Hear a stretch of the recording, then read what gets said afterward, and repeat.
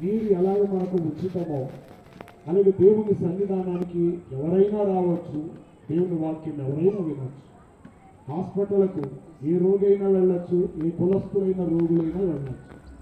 Hospital ఎలాగ ఉచితమో, నీరు ఎలాగ ఉచితమో, అలాగే దేవుని యొక్క సహవాస మందిరము అందరికీ ఉచితం. ఇది కాదు, ఎందుకంటే దేవుడు అందరికీ ఉచితం, దేవుని యొక్క మాట కూడా అందరికీ ఉచితం.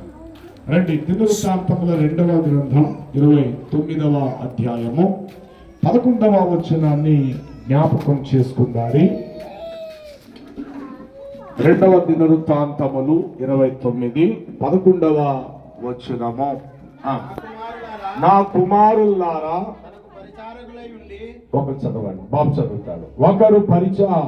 నా కుమారులారా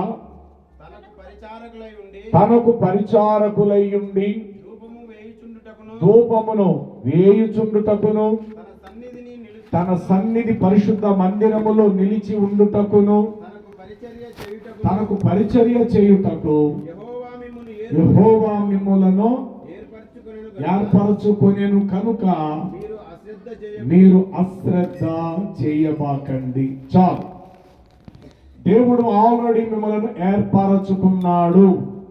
ఇది వాస్తవం.